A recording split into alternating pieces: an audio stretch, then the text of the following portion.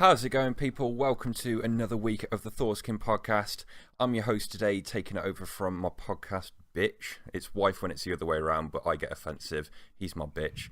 This is Jimmy here again with Al. How are you doing, mate? I'm fine, thank you. Thanks for having me on the show.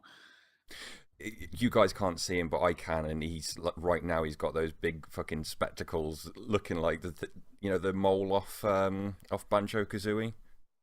Yeah, that's very accurate. Thank you. Thank you. No, thanks for coming out again, Al. It's always a pleasure to spend time with you. I think I'm trying to still gauge whether it is or not, or whether I just put up doing this. But no, it's always fun to talk nerdy shit with you. It's like a never-ending honeymoon period for us. It is. No, I like it. But now, what I wanted to do is, before we get too far in, before all six people leave us to go take a shit and wash their hair, what I wanted to do was just have a little announcement. I said before the show I was going to surprise you with something. So up till now, obviously, every episode that we've had on YouTube, we're getting everything uploaded onto iTunes pretty soon.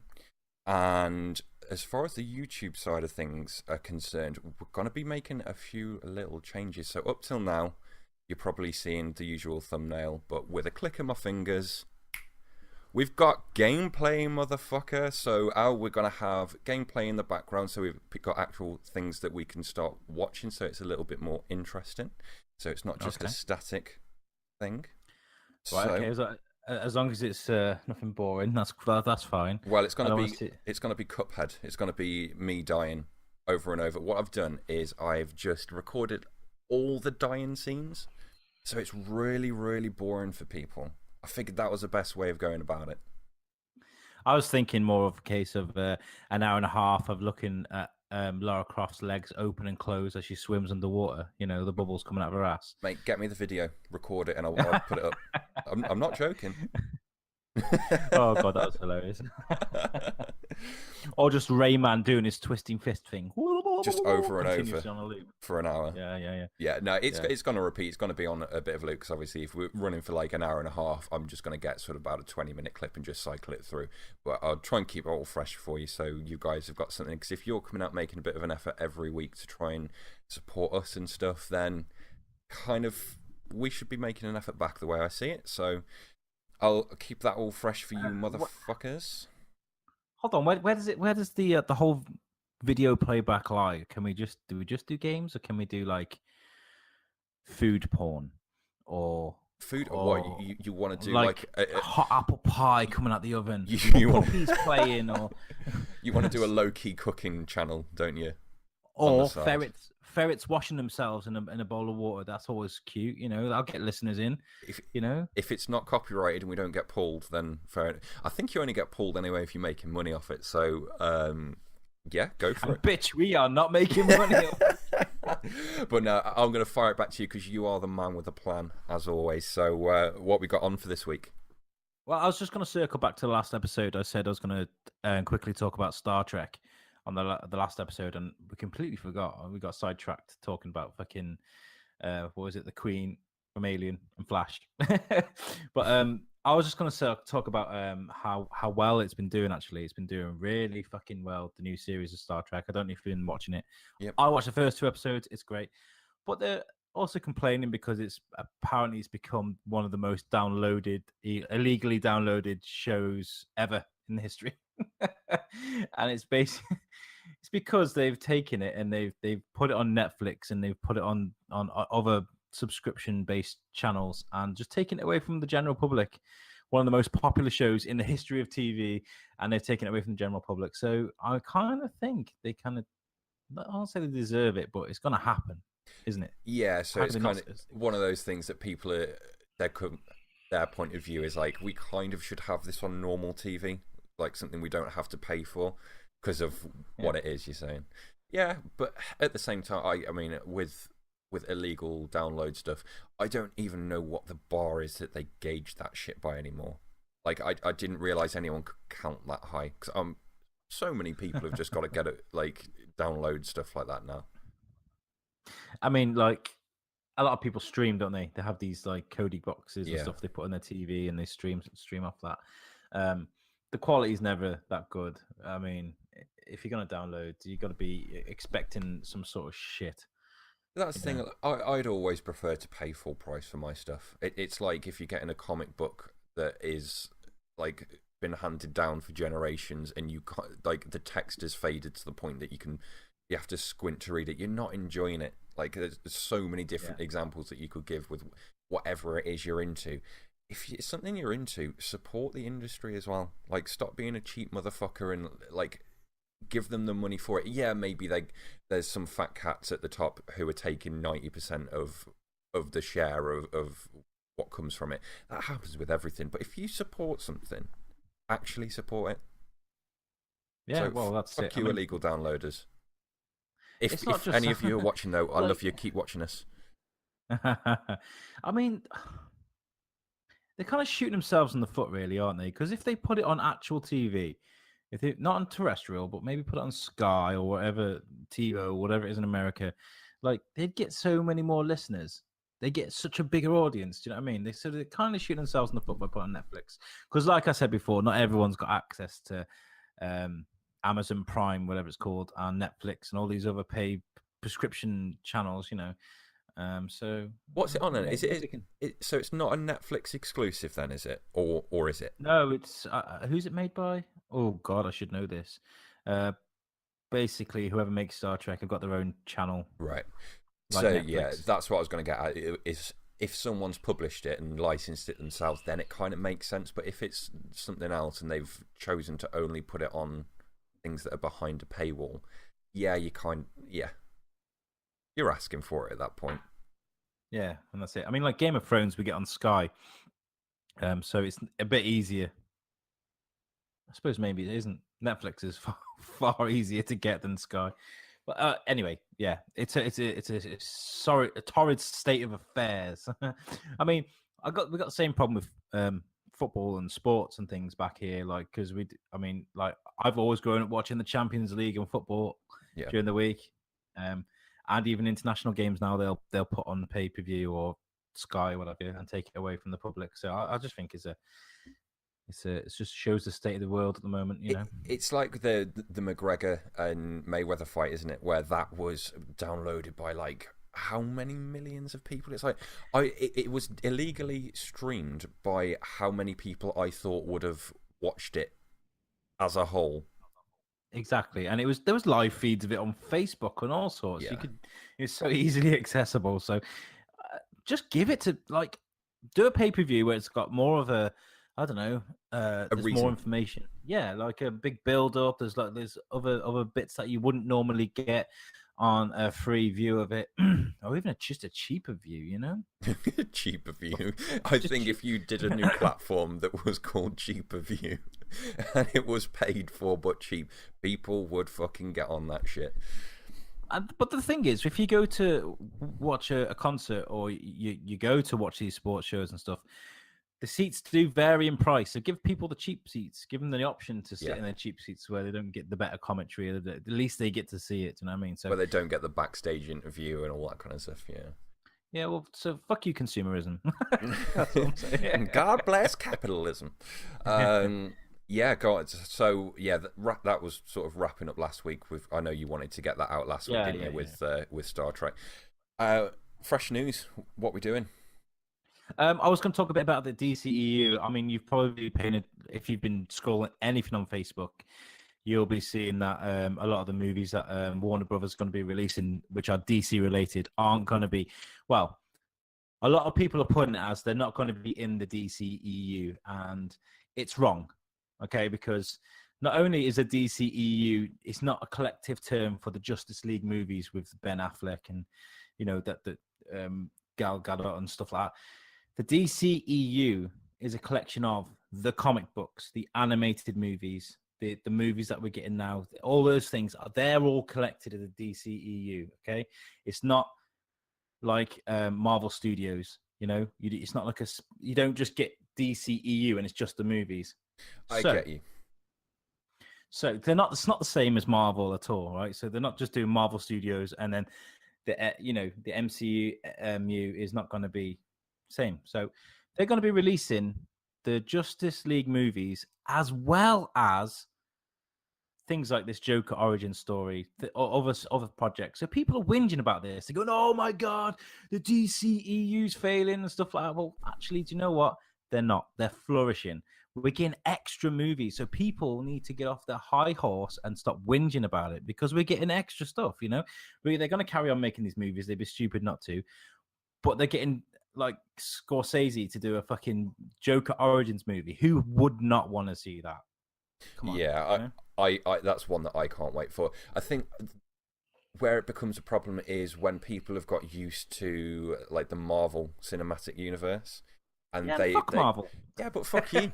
So, like, people have got used to movies all tying in, so that they know that if they like a movie that they want to buy into, like, they've got a pass, if you will, like a free ticket to say, you know what, I want to get invested in this character and his story or her story and follow it all the way through to the end.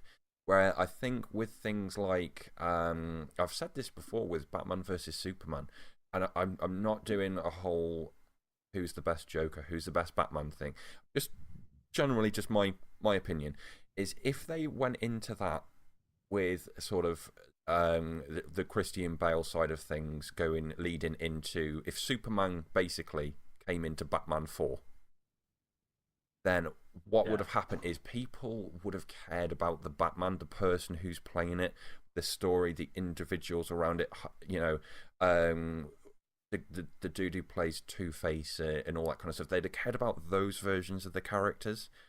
Whereas when you reset it, you don't. You still could, because if you're a DC fan and you read the comic books like I do, you'll realize. I mean, I don't know the exact figure, but there's like 8 versions of Batman, and none of them tie into each other. There are so many different versions of Batman you can read. One which will go out and slaughter everyone. There's a new one at the moment called what is it? There's an evil Batman. It's Justice League Metal. It's called.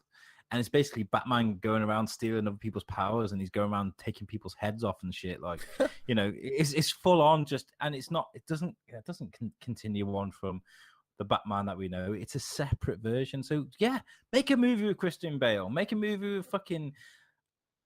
You couldn't get away with it though, because movies and comics are different. Like, the people that want to read comics are the kind of people that can let 9 different universes exist in their head at the same time. You try and do that to like Mama and Papa and little Billy, who's taking that, you know, their kid to the cinema. Not that they should, because violence and underage viewers shouldn't mix.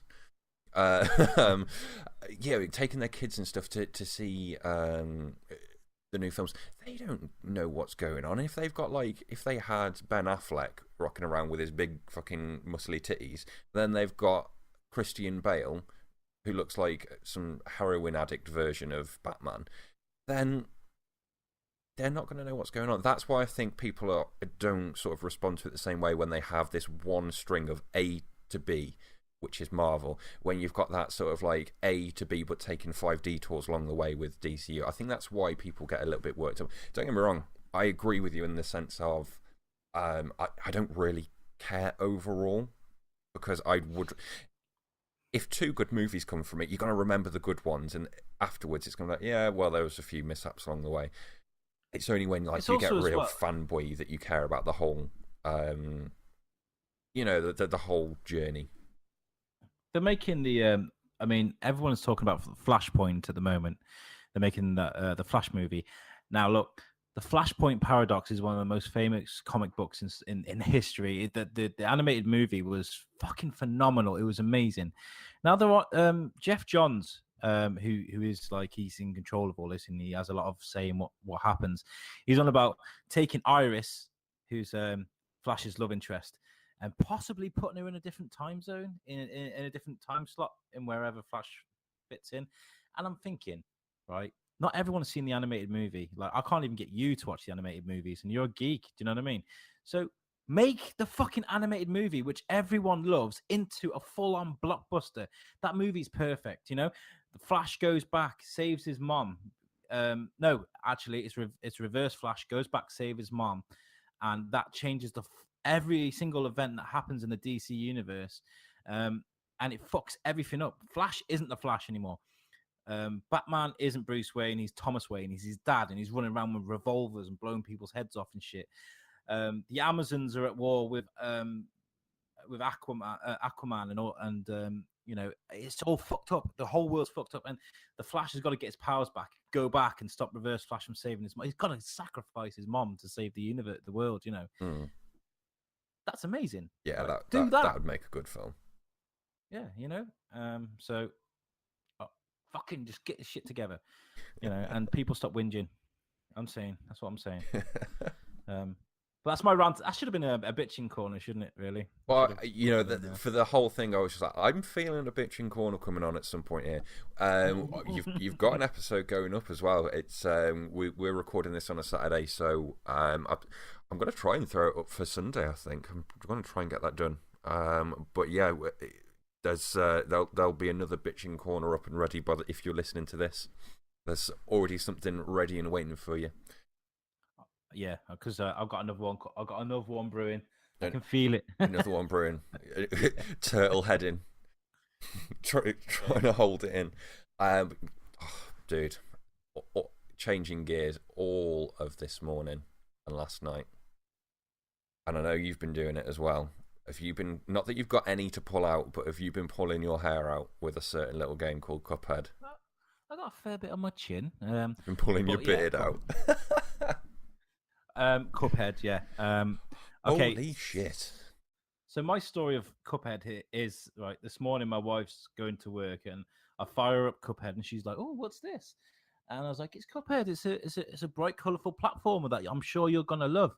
She goes out the door, I start playing, and I realise it's probably one of the most difficult games I've ever played in the history of gaming, right?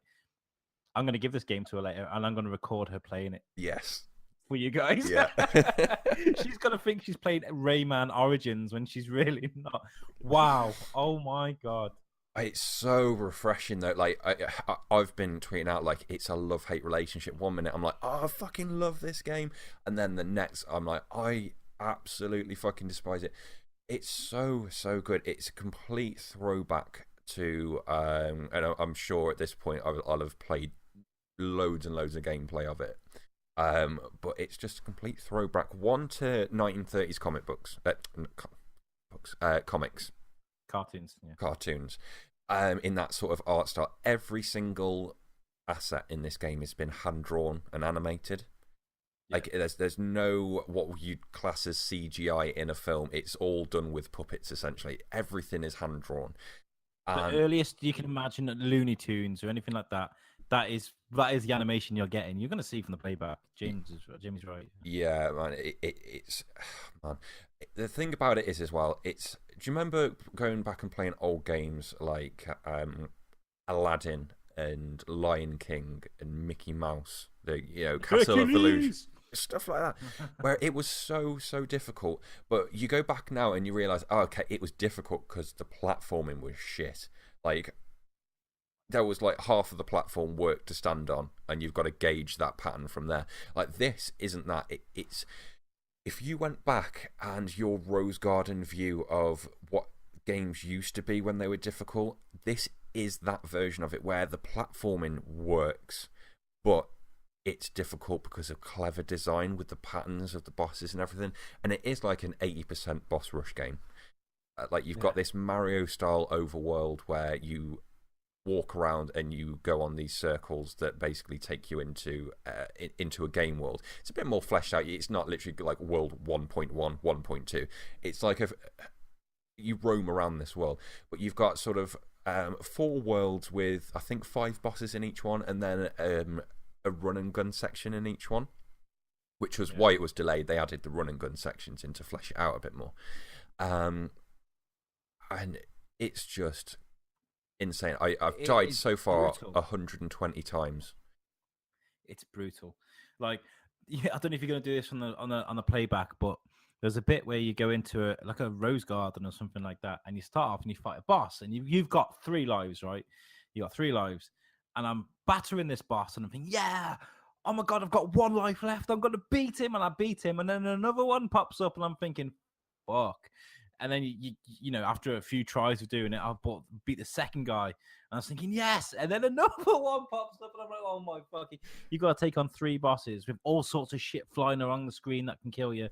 You got to get used to the rhythms of how things bounce along the floor and fly down from the sky and things like that, raindrops coming down, and you've got to do 3 bosses with 3 lives. Yeah, some of the bosses though, there's more than.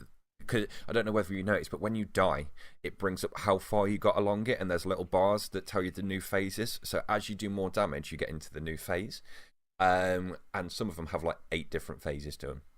It's insane. It's crazy.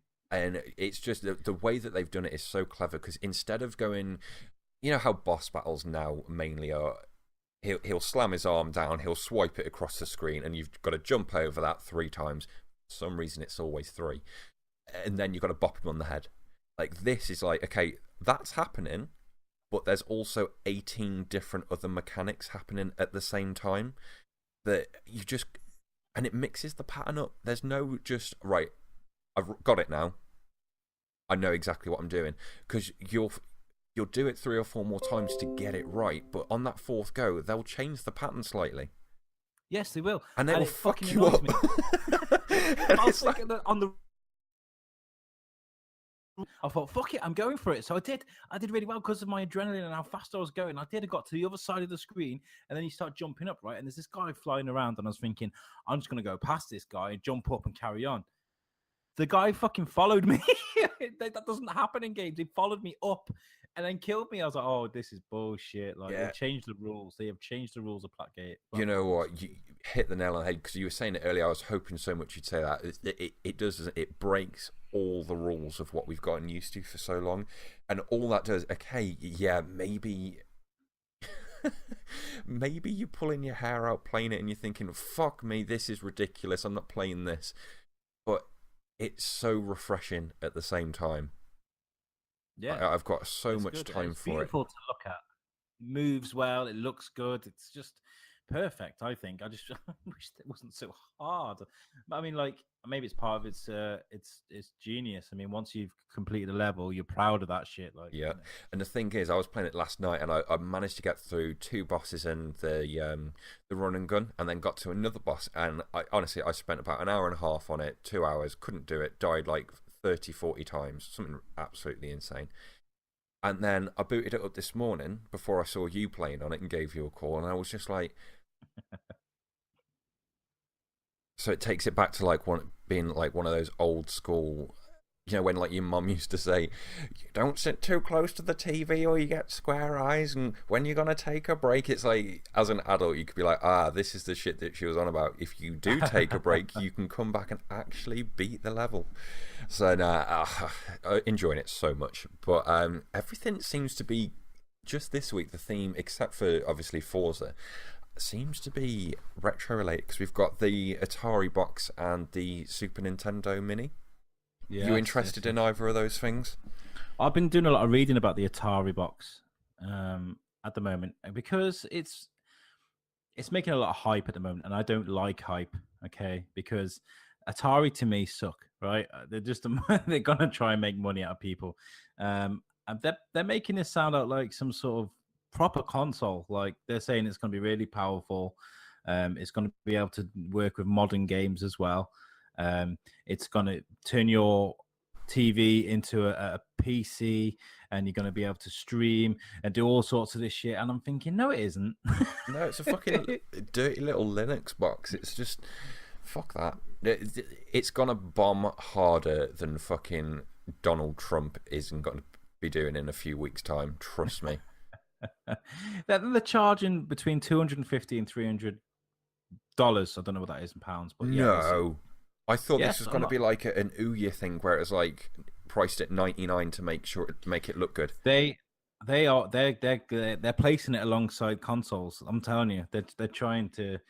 I don't know if it's got to be hype, because it hasn't even been funded yet. This is all it's all preliminary designs, and also it's not been made yet. They're heading for a 2018 release after they've got funding. It's bullshit. I'm telling you, it's all hype. Games like that. See, this is where it's bullshit, right? If you're gonna actually, if this is supposed to be there, I should have read up more about this, because to be honest, you've taken me by surprise. I thought this was essentially like Nintendo's take into what they've been doing with the consoles, like the minis. I thought this was going to have all their old shit on it.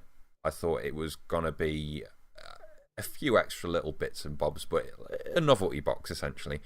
If you're saying that it's going to be a full price thing where essentially they're getting back into the console market, you can't put that out, ask for funding, say it's going to be a year away. Your services and to be able to like lock down deals and gaming and stuff, that takes years. Yeah. Even like working with the publishers, it takes longer than that. I've got the actual. There's a website that's following this quite closely, and I've got a quote from their website, and it says, "The console will feature an AMD customized processor with Radeon graphics technology, and will run a Linux OS with a user interface customized for the TV. So it will be a powerful console that would be compatible with modern games, opening your TV up to a full PC experience." Yeah. Bullshit. Bullshit. No, I don't even know where to begin on this. Like, just the fact that the OS is using that, like, just no. I don't even know whether to bother gracing this with any more fucking discussion on that. Like, at the end of the day, the console market is saturated enough as it is, with two big players. PlayStation is trouncing Xbox at the moment in terms of actual sales, and with that compared to what was the Wii, now they've got the new entry with the Switch with Nintendo in there. I'm not sure that the industry can hold another console in general anyway, because the software is where the money is, and people have bought into an ecosystem now. That's why, with all like the upgrades, with everything that's going on with, like, if you ask any Xbox gamer, they are probably one of the happiest in terms of actual what's going on with their console at the moment, because there's constant upgrades, but it's doing fuck all to actually close the gap between overall console sales, because people are bought into an ecosystem. PlayStation took it this gen. They just did, and it was the generation of ecosystems. So people are bought into what they are. You throw another bit of hardware in there, and it's like, Switch are different enough. It's a handheld, basically, being slightly marketed as an actual console. So they're not under the same constraints, but they still they're taking up a portion of the market. You try and get another console in it, it's just gonna flop. Metaphor time, okay? Hit me. So it's a porno, okay? You got Xbox and PlayStation, and they're the two well-endowed, muscly guys slamming fuck out of some girl on a bed. Nintendo's the little weasel in the corner. Oh, I want to play. He's the cuckold. I was just gonna say that. He's the one. He's got the small todger. And he's whining, "When's it my turn? When's it my turn?" And then he's left with just the mess that the two fucking bodybuilders have just left. Yeah, so that's my metaphor for consoles at the moment. A really important question, though. Who is the girl? Are we the girl as the consumer? You're getting fucked. The girl getting fucked. I meant we as consumers, not individuals. Imagine a bodybuilder with Bill Gates' face on, like, just, oh god. The only thing this is the kid in me, the child, not the porn, by the way. No, this whole retro classic consoles thing that's going on at the moment is there's the optimist in me is thinking maybe Sega make a lot of money off this, and maybe, just maybe, they come up with a console, a brand new console. I'd fucking love that. If Sega made a new console, I'd be on it. I'd be like, I'm switching, motherfuckers. I'm gone. That's it, man. Fuck this. Any brand as long as they moved gone. away from Sonic and come up with a new idea, because I like Sonic, I love it, but there's only we've seen so many different versions of Sonic, and the only one that works is the things like Sonic Chaos, the original. But you need a Master Chief, or you need whatever the fuck PlayStation's got. God of War. They're not getting, long and short, they're not getting back into it. They are making more money now by taking that hardware element out of it. Like, I think they make more money now just off like arcade machines in Japan than they ever did from fucking hardware over in the western side of the world. Like, they have no reason to get back into it. I don't think they would.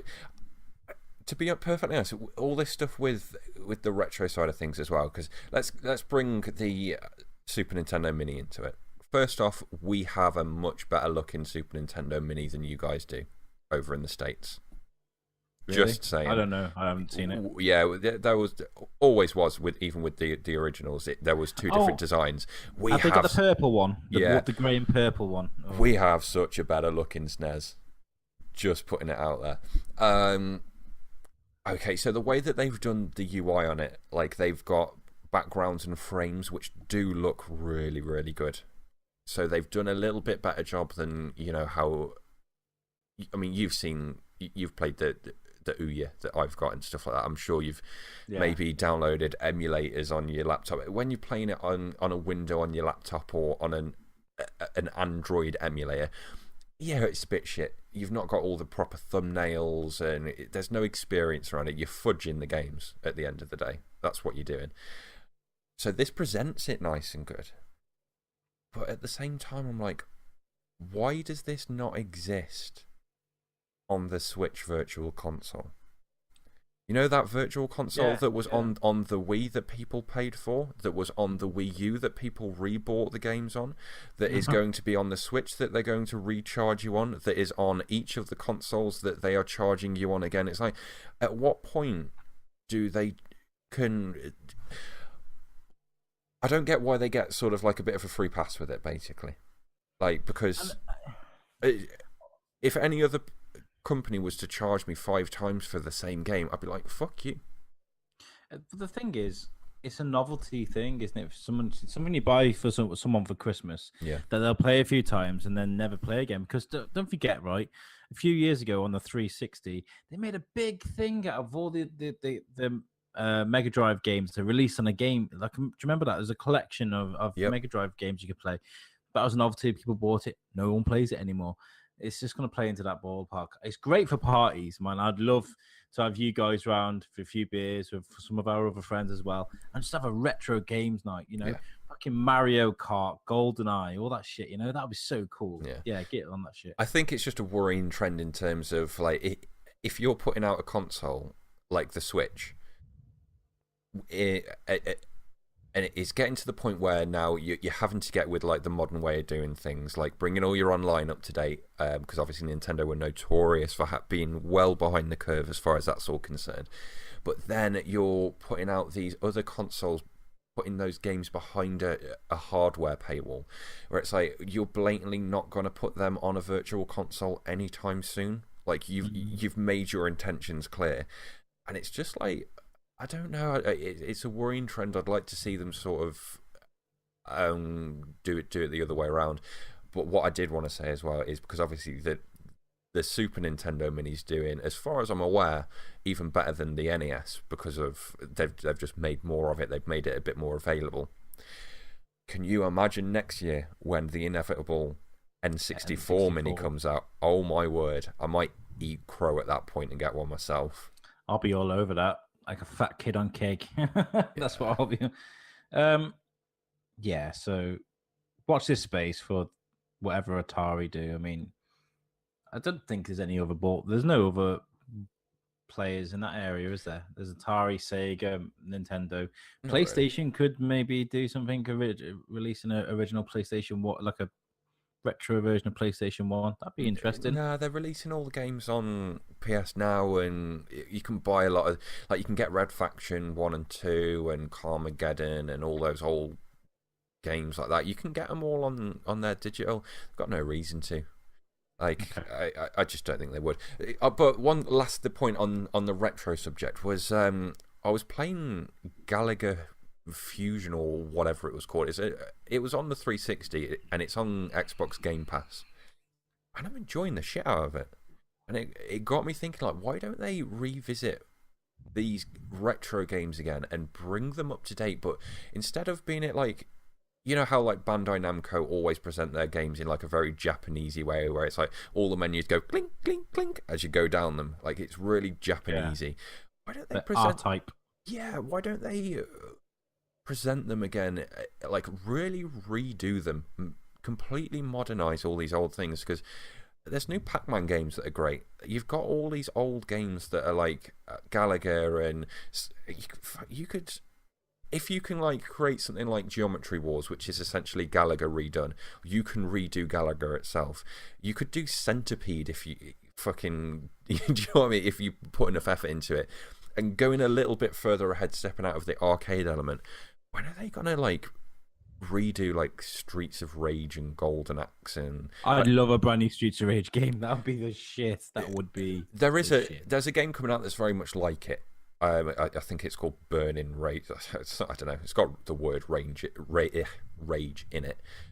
But like actually using those old IPs, I'd love for just, if there was going to be a new player in the market, I'd love for them to go, you know what, we're going to spend all this money, scoop up all these old IPs, and we're going to have, our marketing is going to be based around, you remember that we used to have those old posters with all the mascots where you'd have like all the Nintendo characters, and then Sega would put one out where they had all the Sonic characters and all that kind of stuff. Taking it back to there where you've got this plethora of characters with all these mascots and stuff, bringing all those old games back. But Paperboy, could you imagine playing Paperboy? Brand new. I'd play a AAA Paperboy, where it would be like a God of War style thing where he goes on this adventure and he has to raise his kid to become a brand new Paperboy. And I did just see as well they've remade and rebranded Road Rash. What's it called? Road Rash? The one where you hit on the bike and you hit people with chains and shit. Yep. And I don't know what it's called, but it looked awful. It looked awful. You're shooting people with Uzis and you're hitting people with you're decapitating people. It just looked awful. It's not the Road Rage I remember. Yeah, stuff like that. I mean, first of all, I was just joking about Paperboy, by the way. I would not play a AAA Paperboy game unless they had shiny spokes on the bicycle. Like, if you had some, like, next level fucking spoken wheel engine graphics going on there, I'd be all over it. But now, like, stuff like that, there's no reason why you can't do like a £20 level game that is like Ori and the Blind Forest level or Rayman Legends level. Just pretty it up, put it out where it's like a third of the price of a full game, and just start getting all these old games back out instead of releasing entire consoles just with all the old shit on them again. Yeah.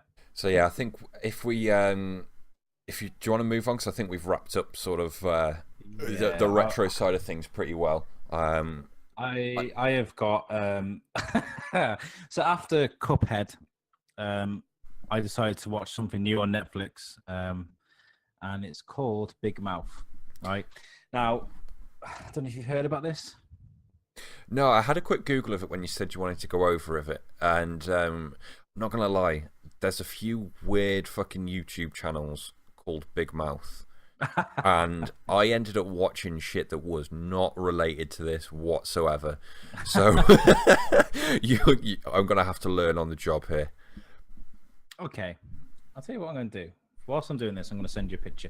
But basically what this is so Netflix have tried to get in on the Rick and Morty, Bob's Burgers type thing, these animated programs that are doing really, really well. Obviously, Rick and Morty's winning whatever kind of battle there ever was. So I went into this. I wanted to take the piss because it's basically it's an animated cartoon about puberty and growing up and the awkwardness about it all. Now I'm going to send you this picture. Now, is there anything about those group of people that you would say may have alarmed me when I looked at this picture? One looks like Stephen Hawking. One looks like Bill Gates. One looks... What about the guy in the middle? What about him? The way he talks, the way he acts, the way he moves. He just reminds me of you, buddy. Honestly, he is just the spitting image of you. I was watching this, I was thinking that, oh my God, I can't think. He's sat in class trying not to get a boner and stuff like that. And it's a really stupid program. And all I was thinking about was I imagine that was what James was like when he was that age, because it's so Okay, so I'm gonna have to put a picture of this up so people can see it if they haven't seen the post that we're looking at.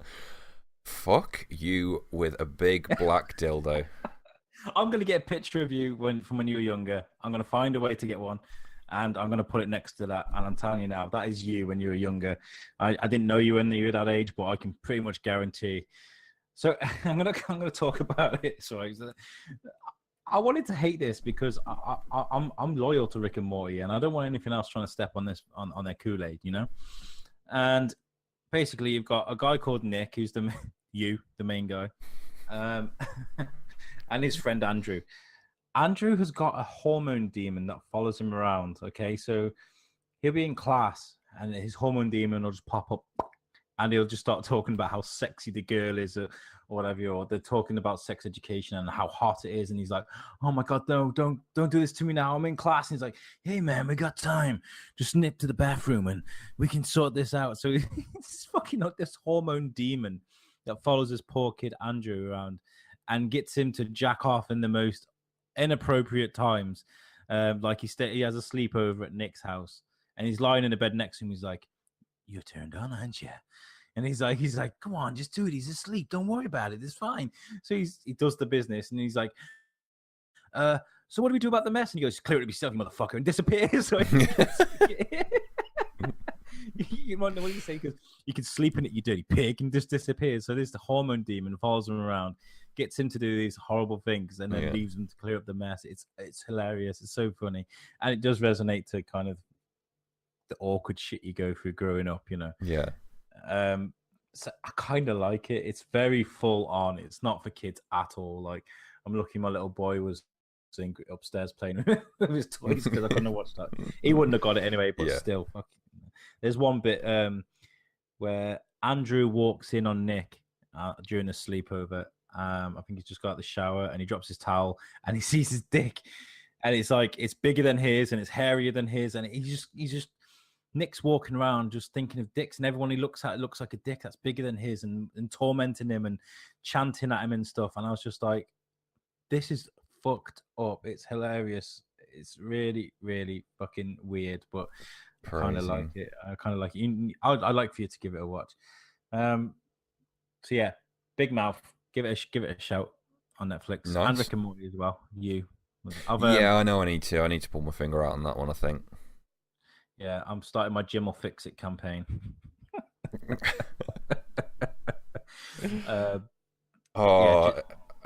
Sorry. Sorry to throw you a curveball. I've literally just been scrolling down Twitter, and someone's just put up this two pictures of, they've got the Dark Souls thing, you know, Dark Souls 3, the knight's bending over like that, he's holding his sword, and next to it they've got another one where they've just put Cuphead's head on it, and it's just Cup Souls. Oh my god, that's hilarious. So you reckon it's going to overtake Dark Souls as the most difficult sort of? I reckon so. Do you ever like keep an eye on IMDb about like the top like 20 movies of all time? No, but do that? I know you wanted to go through some top 20 stuff, so yeah, you can kick this off. Let's do it. One word answers again. Let's do this, right? And bearing in mind some of these movies from like 1950s and you're not going to have heard of, so this would be quite hilarious, okay? I think it's relevant because there are movies coming out now that are doing so fucking well, like Deadpool, like all the big earners out there, Wonder Woman and all this stuff that just aren't even hitting the top 20 for some reason of all time, I suppose. I don't know. But they go on the scores from IMDb and the Metascore, Rotten Tomatoes, and things like that, you know. So this is scores rather than how much they're pulling in and stuff like that. Yeah, sales and stuff like that. Okay. The 20 films. Let's go on about it. Okay. Okay. So do you want my like one word impressions of them? Yeah, even the ones you don't even know. All right. Okay. Okay. Star Wars Episode 4: A New Hope, 1977. Is that number 20? What? 20. Probably deserves to be in the list, definitely. Seven Samurai, 1954. At this point, I'm wondering what's in the fridge. The Matrix, 99. No. Overrated. Yeah. Always has been, always will be. Fuck you. Goodfellas, 1990. Do you know what? Sacrilege. Not seen it. Okay. One Flew Over the Cuckoo's Nest, 1975. Bit old. Lord of the Rings, The Two Towers. Oh, I hope the other two are in there as well. Even Return of the King.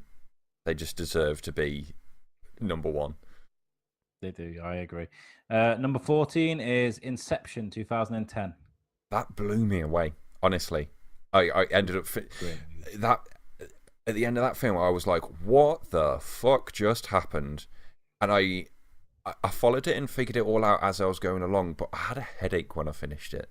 It was like one of the first films that really made me think that much. I had to watch it a couple of times to kind of understand what was going on. Really clever. Empire Strikes Back. Yeah. Is at number 13. Yeah. Boom. Totally deserved. Number 12. I'd have thought that would have been higher, actually. Yeah, me too. Especially with all the new, Star Wars and stuff coming out. Yeah. Number 12, Forrest Gump, 94. I understand why it's in there, but I was never really a fan of Forrest Gump. Like, it was one of those things, like, when you go to an all-you-can-eat place and they've got like 18 different cuisines and you're going around putting all this shit on your plate and you walk back with this massive mound of different things and then you eat it and you're ill afterwards and it's like, I should have just stuck with a whole portion of chicken curry. That's what Forrest Gump is with me. It's like, why wasn't it all a war film? And Forrest Gump was brilliant and I love it. It's always going to be one of my favorite films, but at the moment, it's just more a meme generator, isn't it? It is. So many. Okay, number 11 is The Fellowship of the Ring, Lord of the Rings. Oh, should be number one. Well, no, that indicates that it's my favorite film ever. It's not, but I just fucking love Lord of the Rings. Number 10, Fight Club, 99. Yes. Oh, completely. I wouldn't have even put it in there, but yeah. Yeah, definitely. I love that film too. Yeah. Great. Number 9, The Good, the Bad, and the Ugly, 1966. I'm not a Western kind of person. I could literally put all of the Westerns in room 101 and pull the handle and not lose a moment's sleep. They interest me, but I can't watch those old tinny movies. It reminds me of being bored on a Sunday, not having nothing to do. There's nothing bad with those bored on a Sunday films, though. It's just that for me, they were never Westerns. It's gonna make me sound like a little girl here, but they were like some of the older Disney films and Jurassic Park and Men in Black, which hint hint nudge nudge. Let's move on to that after this. Yeah. But yeah, that was my lazy Sunday films. I guess it's what era you grew up in, isn't it? Number 8 is Return of the King, Lord of the Rings. Yep. I'm glad all three are in there. That should be higher, I think. I think that was my favourite one of them all. See, I'm the opposite. I think Return of the King was the worst out of the three, but that as a whole, I think the universe just... I'm so glad they're all in it. Well deserved. Number 7 is Pulp Fiction. Oh, I bet you if we went down the top 50, I wouldn't know which ones to put in the top 20 because there's films that I've completely... One of the best films ever, Samuel L. Jackson, that speech in Pulp Fiction. Oh my word. Yeah, it was amazing. It's 7th. I mean, I'd have put it in the top 3 if I'm honest. It's one of my favourite films of all time. Growing up in school and stuff like that, people asked me what my favourite movie was, and I'd go straight to Pulp Fiction. I mean, I wasn't big into Star Wars. There was no Lord of the Rings then or anything like that. So Pulp Fiction for me was just, I was blown away from the first time I watched it. I was scared to watch it because I remember it being such a gangster movie, and it's quite thrilling, isn't it? Yeah, for a gangster movie. Yeah. Number 6, Schindler's List. Never seen it. Wow. Never ever seen it. Take 3 hours of your day out. When you got 3 hours spare, and watch that because it is amazing. Number 5, 12 Angry Men, 1957. Mate, totally over my head. That's past. I'm not even 30 yet. I've got a while to go. 12 Angry Men is going to be the launch of the new iPhone in the queue. Once they bought it and realised they bought the same phone as they bought 2 years ago. Stick about 5 or 6 more zeros on the end of that 12, and then, yeah, that's how many angry Apple customers there's going to be. This one's interesting. Number 4, The Dark Knight. Yes and no. I think there's a lot. I love the film. I'm totally on board with people who are like, oh my God, he's the best Joker ever, and Christian Bale's the best Batman. Yeah, I'm totally there. But I would not put that film in the top 20 films of all time. Okay, number 3 and number 2. I don't think it's very fair. So number 3, you've got The Godfather Part 2. And two, you've got The Godfather. Those movie that would be like having Lord of the Rings 1, 2, and 3 at the top spot. It is what it is. Like, yes, I do.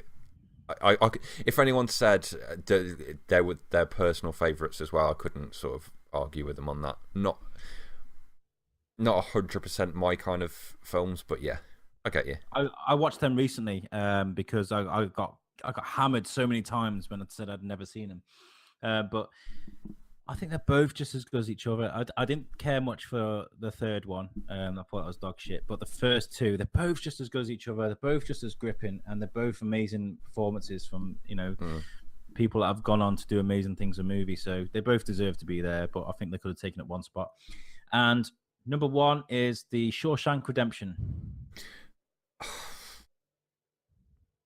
That's like, again, going back to the fucking food court thing, that's like getting served up fucking Marmite on toast as your main. Yeah. Do you know what I mean? Like, it's going to fill you up and you're going to be like, I'm full now. But Marmite on toast, really, as number 1. So surely all of these top 20 have got to be like, because how many films there are, they've all got to be like straight 100s. Perfect scores. No, not at all. Shawshank itself has got a 9.3, like that's a rating on IMDb, and a Met score of 80, whereas The Godfather's got a 9.2 rating on IMDb, but a 100 Met score. So I'm guessing this is just on IMDb ratings itself. Yeah. You know, when you have those stars that you select 5 out of, to see whether you like it or not. More people, 9.3, whatever. It is averaged at 9.3 stars out of 5.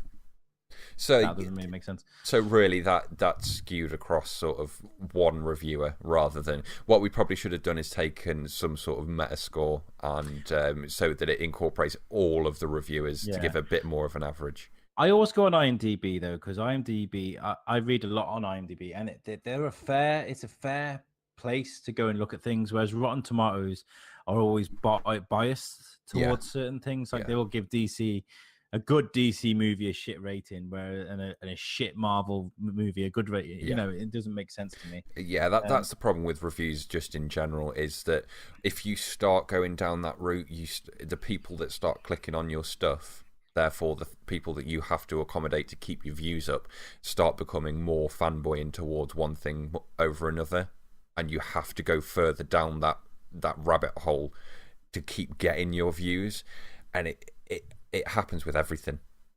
Yeah. You are 100% right. I don't follow Rotten Tomatoes, so I'm going to take your word for it that that's the way round that the bias is. But yeah. So anyway, IMDb have never given a higher score than that. Then no, it's a 9.3. That's it.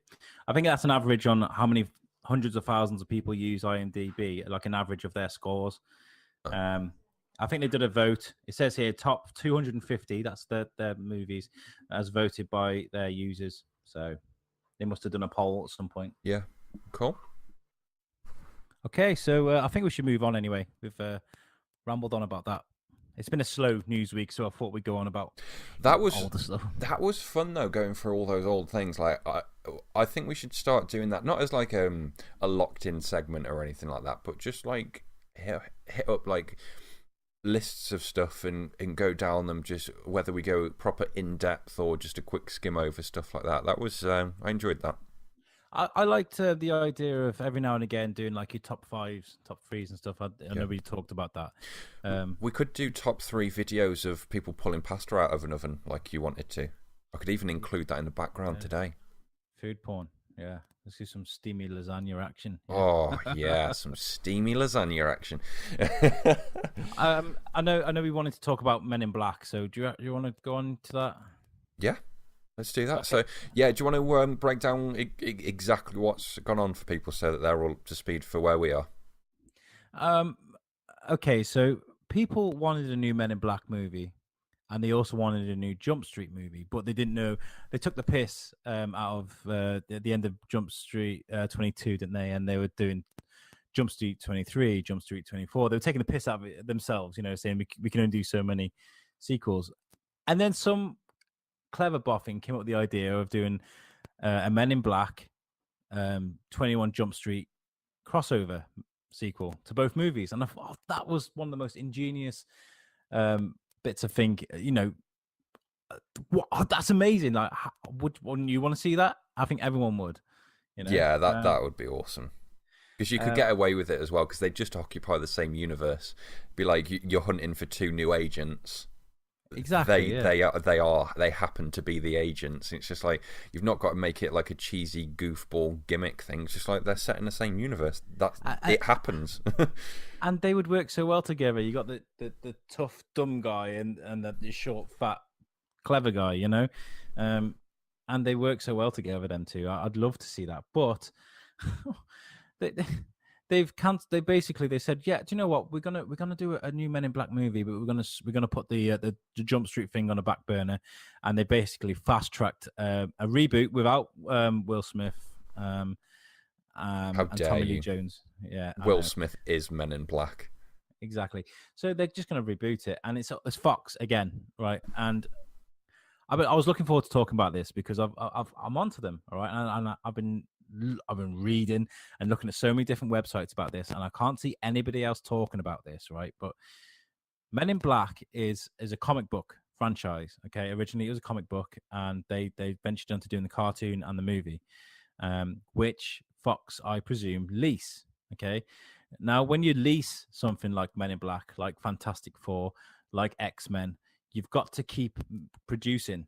Okay, You've got to keep producing something to keep hold of that lease, rather than somebody else snapping it off them. To me, this just looks like Fox trying to keep hold of that franchise before somebody else snaps it off them. X-Men. X-Men. Yeah, exactly. Yeah, and I'm really gutted. It is Fox, isn't it? I'm sure. Let me just read it. I've got a little thing. Is it Fox or is it Sony? I don't know. But yeah, what you're saying, it is completely right there. It's like, I don't know why they'd reboot Men in Black 3. There was nothing wrong. I really, really enjoyed Men in Black 3, especially like the end part of it. Like, it was quite. I don't know whether you'll agree with me. I found it quite emotional. The end of Men in Black 3. I was, because I've grown up with the characters in the films and stuff. I was like, oh shit. Yeah. No way. But Tommy Lee Jones is almost dead, right? And people like those two as a dynamic, it works together. And like you said, we've grown up on that. Yeah. So the whole Jump Street thing, like we said, is a perfect transition. It's a perfect way to do it. And to just ignore what people are going balmy about and what going nuts about, and just do your own thing, just to keep hold of the franchise, is ridiculous. I mean, they're obviously realizing it's coming to an end, and they have to let it go. So they're going to throw something out as quick as possible. So it's like, if you're going to reboot it, like, you need 2 characters to reboot it with anyway, or however many people you're going to bring on. Whether that's 1 character, you could have like a team of 10 for as far as I care. Like, but you've got your 2 characters there. I don't get why you wouldn't. Is it the same people who own both 21 the Jump Street franchise and Men in Black, Or I was don't it? have enough knowledge to say so. It might even be Sony that own it. I said it's Fox, but so that's how much I know. But what it also fits in with the MO of Men in Black. They look for people with life experiences, but they're also people that like kind of put their lives on the line. And they went after Will Smith because he was a good cop. Yeah. So it's already there. It's got. It just doesn't make sense. Yeah, it's kind of written itself, hasn't it? And it just puts a. Yeah, I don't get why anyone. Maybe there was something obviously in the background with the licensing that didn't work, but I don't know why anyone would not want to do that. Do you know what? Fuck it. Let's do a Men in Black, Back to the Future, Jump Street, fucking Lord of the Rings crossover. Lord of the Rings or crossover versus Player One style. So yeah, I'm genuinely quite gutted about that. I was really excited to hear about that because there was rumors a few years ago. I don't know if you remember, but we had Superbad, didn't we? That was amazing. And then we had Pineapple Express, and they were throwing ideas around. And Seth Rogen came up with the idea of doing a Super Pineapple Express kind of sequels that merge them two together. I don't know how it would work with Seth Rogen because he was two different characters, but. It was a really exciting, clever idea. So I'm guessing that maybe they put the same idea towards Men in Black and Jump Street, and everyone bought it. But I don't know who's running these movies. I mean, you got the young people coming in now, like James Gunn and J.J. Abrams. Yeah, I know he's not young, but in comparison, I just imagine a room full of old bastards that are just like, no. This would be good. People would enjoy it. I don't like people enjoying anything more than my face looks like when I'm sucking on this lemon. Yeah. Do you know what I like? I'd like another Spider-Man movie. Let's reboot Spider-Man again. Let's reboot Spider-Man. Fucking hell. Bullshit, man. Throwing you a curveball, though, because while we're on the subject, if you could have, like, a crossover, either your favourite things or just something that you think would work, what would you have as a crossover? Because I've got one blatantly obvious one. So I don't know whether you want to. I'll tell you what, I'll go through mine so that you don't say the same thing, steal my thunder, and then I have to think about it, and also gives you time to have a think because I've just thrown that at you. I don't know why they don't just, once everything is done with their own line of things, sort the licensing bullshit out and just throw all these superheroes into one big universe. I'm talking not just Marvel getting back hold of Fantastic Four and X-Men and all of that side of things, but throw in all of the DC stuff in there. Throw in, Spawn and Punisher and all of that kind of stuff together. And Dredd. I am the law. And Dredd, and fucking throw RoboCop in there. All of that, like, geeky action culture. I guess that's kind of what is going to be touched on. You just said it a few moments ago, weirdly enough, but with Ready Player One. But that's going to be its own thing. That exists because it's an actual thing that's being changed into a movie. But I'd love to see, all of that stuff get thrown into one, even if it's just like going back to just the comic side of things. Do you know what I'd like to see? What? Only because it'd be hilarious. Star Wars meets Lord of the Rings. Take all the hobbits. Take all the hobbits and the dwarves and the elves and just chuck them on a starship. And they'd be like, oh, Mr. Frodo. There's a robot. There's a metal man. Do you know what I think would be better? It's Lord of the Rings meets Dumb and Dumber. It's just they're in a bar in the Shire and it's like, so do you like the ale? And he's like, yeah, I like it. I like it a lot. Want to hear me fart? No, I think the Star Wars Lord of the Rings mashup would be amazing. I mean, Saruman could be the biggest evil that the universe has ever faced. You never know. Stare at them. Darth Vader's like, Saruman, you're a proper cunt. Run, you fools! Boy, stormtroopers. Running down the thing with fucking the Balrog behind them, just like. Anyway, right. Let's steer it away God, from that bullshit, because that was going to go down a path that I don't think would have actually made sense for much longer. I was thinking Darth Maul versus Aragorn. What a fight that would be. Okay. Do you know in the Lord of the Rings film, you know that bit where Lurtz lobs his dagger at him and Aragorn smashes it away with his sword? Oh, yeah. That actually happened. That was a professional person who threw that, aimed wrong, aimed at his face, and he hit it away with a prop sword. Oh my God. Yeah, that would have been him dead. Like that was a millisecond away from no more Viggo Mortensen. If he'd have died, it would have made more money. I'm joking. Of course.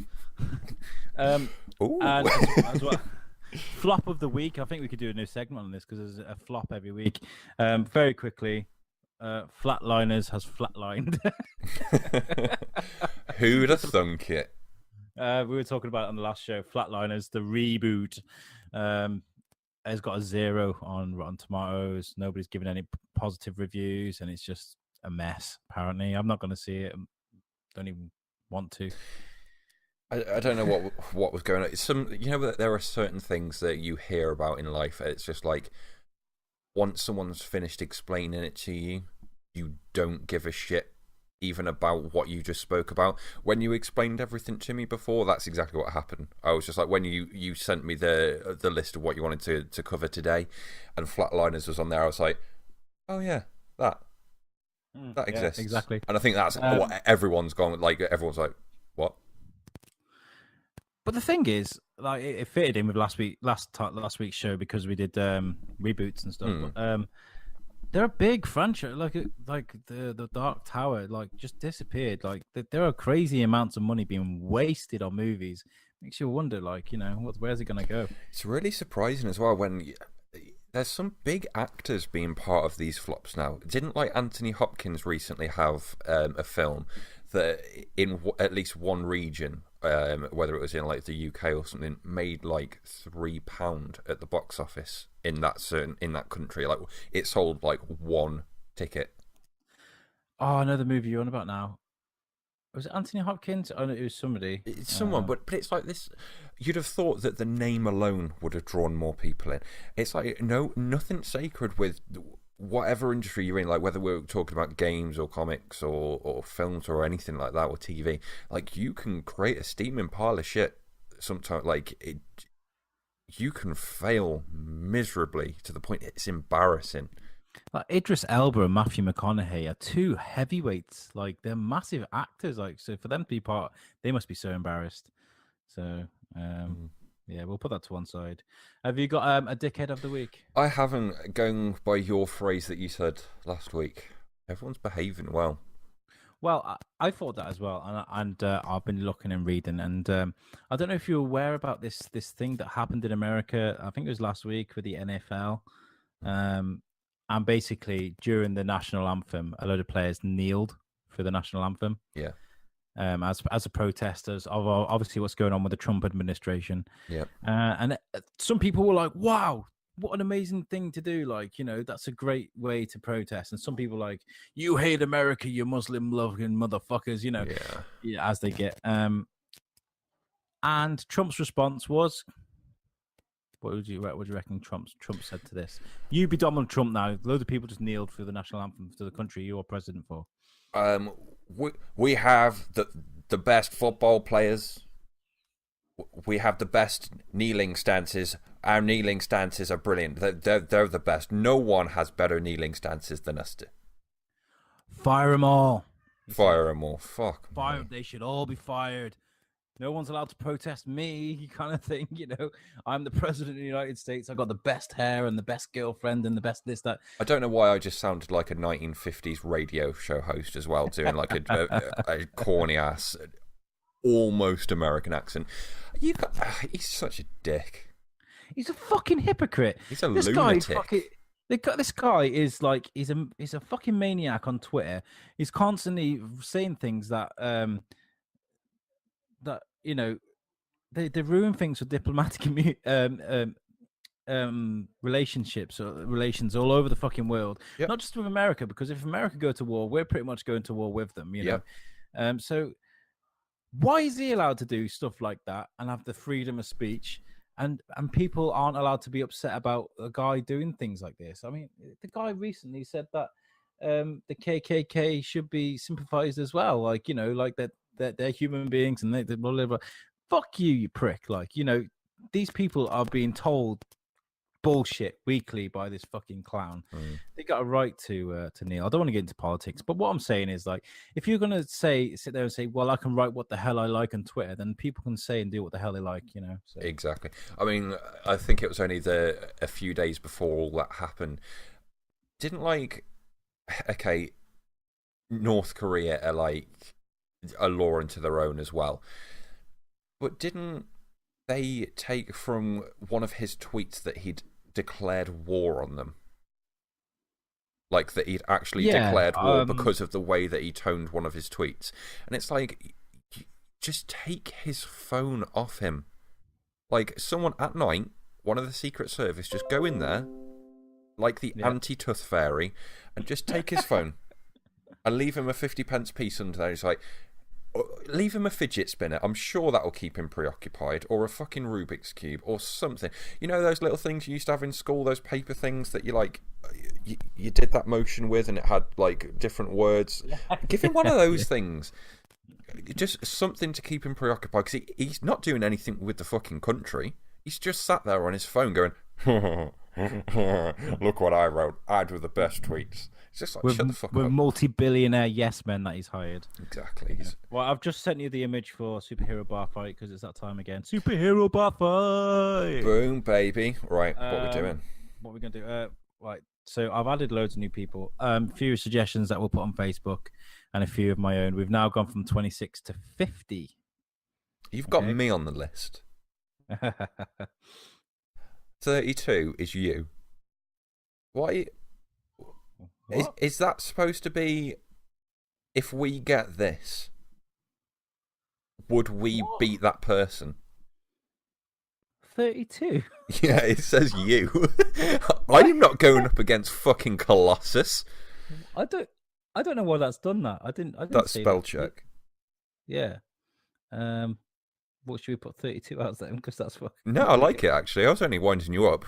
Yeah, let's have us on the list. Whoever gets it. A happy mistake.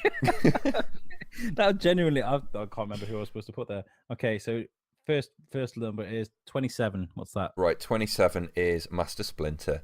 Oh, first suggestion that we had in as well. Yeah, brilliant. Okay. And the next number is 26. One of the old ones. Number 26. Jar Jar Binks.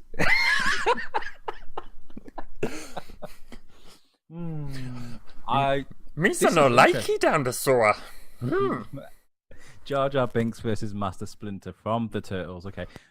Are we going with old Turtles where he is like a really badly stuffed rat that someone's blatantly got their hand inside of, or are we going with new CGI Splinter?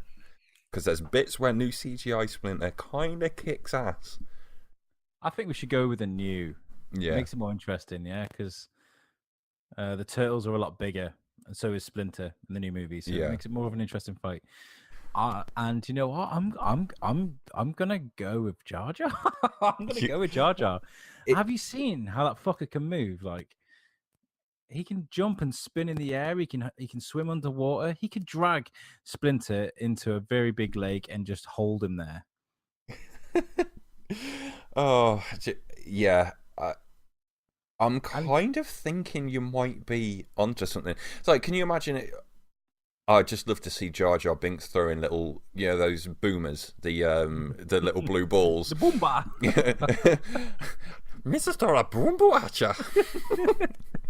That's a brilliant impression. As much as people hate Jar Jar, I love him too. I've spoken to.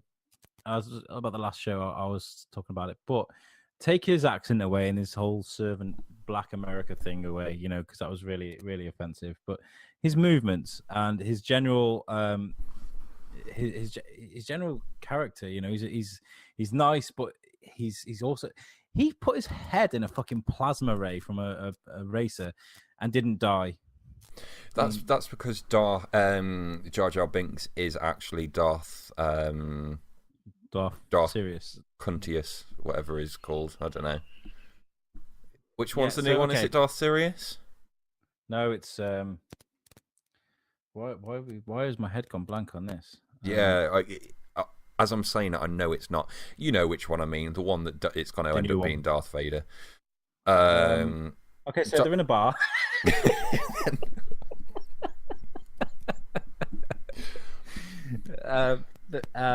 And Splinter is eating some garbage out of the bin. What? Just inside like it's casual, or outside like he's a junk rat? Motherfucker's a rat, okay? So it doesn't matter where he is. He's going to be like, I can smell banana skin. There's a yogurt lid in there somewhere. And then Jar Jar's like, I don't know why Jar Jar would speak to Splinter. He stands on his tail, okay, because he's a clumsy fucker. And Splinter's like, hey, you with the big ears. Yeah? You're talking to me? And then Splinter, I reckon he'd open up a can of whoop ass Splinter. He'd start kicking fuck out of him. As soon as Splinter gets out that bow staff, he's going to be spinning that round, doing like all that tornado shit, tripping him up. He's going to be grabbing him by the ears. Oh, I can just see Splinter grabbing Jar Jar Binks by the ears, slamming his head down on the bar and dragging his head all the way down the length of the bar, slamming through all the bottles of JD and gin and vodka. He's like, Mason don't like it. And Jar Jar would fall backwards behind the bar, kicking over a bottle of vodka or smash and accidentally hitting someone's cigarette into Splinter's face.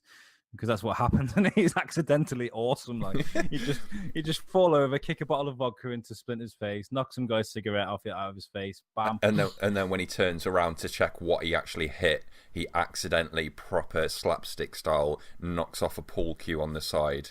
Which, you ever seen those really long sort of chain of event puzzles that they have, where it's like a snooker ball going, it hits a switch and then something's attached to a piece of string and it sets off a toaster, and then the toast flipping up hits a switch and then it all attaches to some sort of fuse. Conditioning fan. The air conditioning fan, and then the vodka that was on the floor after the air conditioning fan rotates faster and faster, the sparks fly off and it hits the vodka that was on the floor, and then all of a sudden Splinter's a fucking blazing. He's like, oh, I'm so sorry, Mr. Splinter.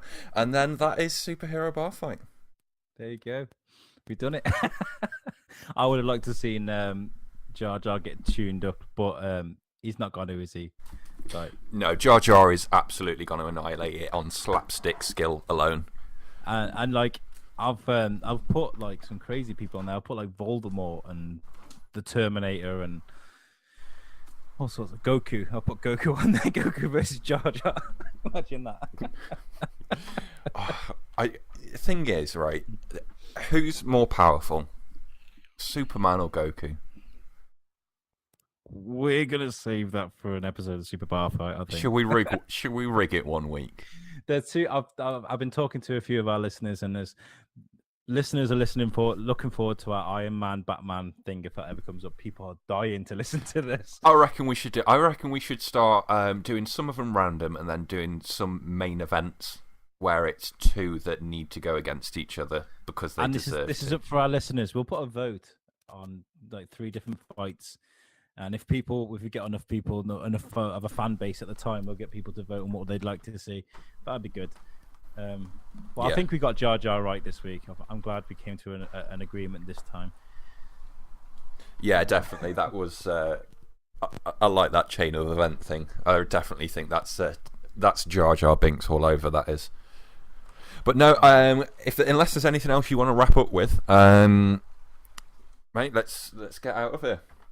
Yeah, let's go because I'm about to go out for dinner with family. So yeah, I'm literally trying to I'm not going to be able to edit all that out. I'm like letting my dogs in and out because they've been like sat here holding a piss in for like 2 hours, and they're just jumping up the walls now, just thinking I'm going to piss myself. So yeah, we're gonna leave it there. So thanks for joining us. Thanks for joining me again, Al, and it's been an absolute pleasure to spend it with your lovely bearded self. As always, mate. It's always a pleasure. Thank you very much. Thanks for listening, guys. Yeah, see you later, guys. Peace out, bitches. Bye.